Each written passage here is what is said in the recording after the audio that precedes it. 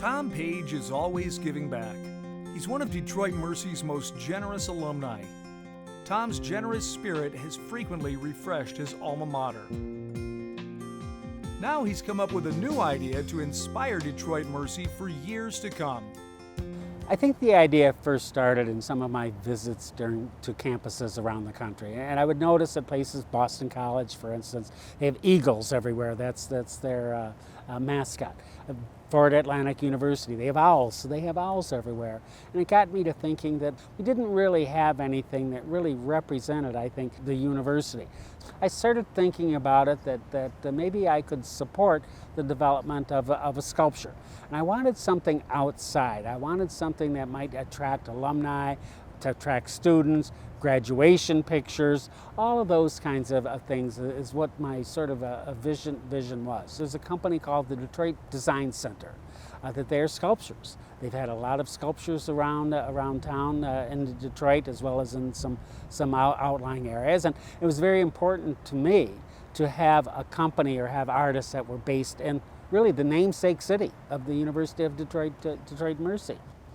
Went down to the studios, and I could best describe it as sort of a Vulcan mind meld, that literally within minutes, walking through the studio, and there were half-done pieces, that kind of thing, is that we started talking, and it very quickly, and I mean, when I say quickly, I mean in minutes, that this idea evolved from a Titan thing to something that would have a greater representation to the entire university. And it became very, very clear that a sculpture needed to represent the twin foundations of this university. It's the Jesuit and the Mercy traditions. It needed to do that. Now the Jesuit and Mercy, they have different symbolism, they have different colors. The Jesuit color, it's a special type of red. The Mercy color is a blue. So we wanted any sculpture to reflect both of those things.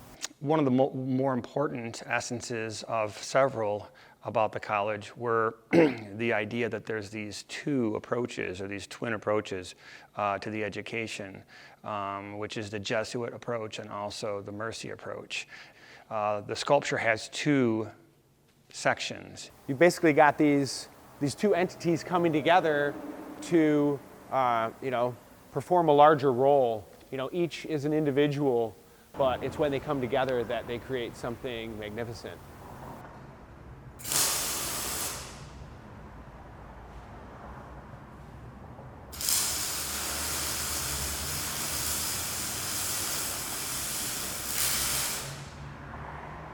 But it also should represent the various components of this university, the 7 schools and colleges. In addition, that wanted it to reflect what's called the cura personalis, which is a Jesuit value, which really means care for the whole person.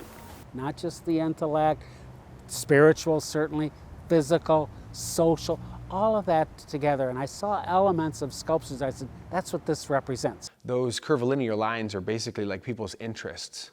So, them pushing to make the whole person and to create the fully fulfilled person. And the idea with the Detroit Mercy approach of cura personalis, which is teaching about the whole person, really comes into play when you talk about a full circle. But taking the circle and dividing it in half and having these two semicircles symbolize the idea that there's actually two approaches to the education.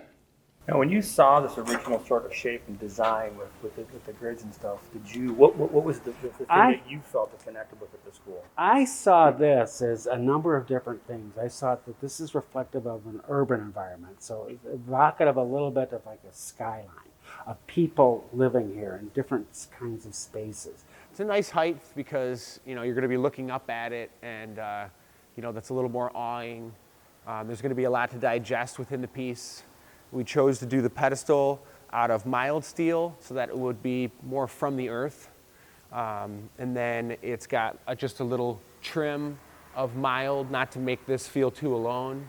It kind of seconds that nature, and then builds up to a stainless cap, and then the stainless sculpture.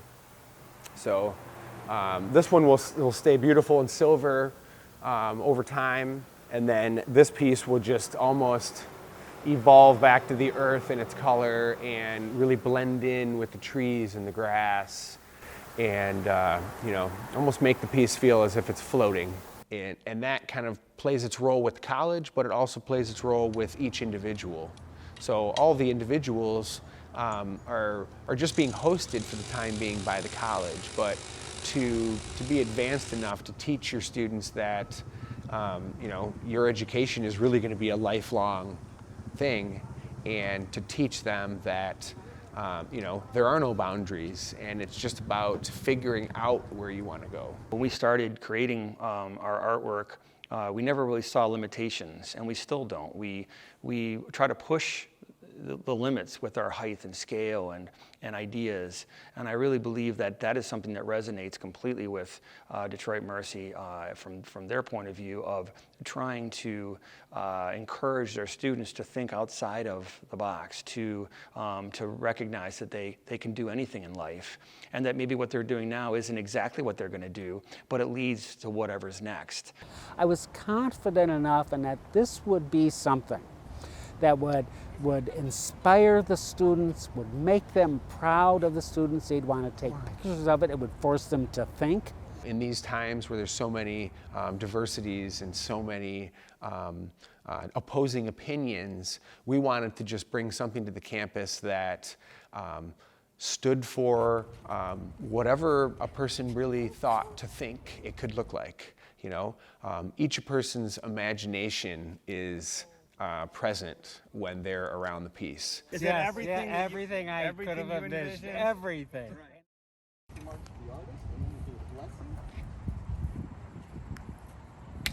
Right.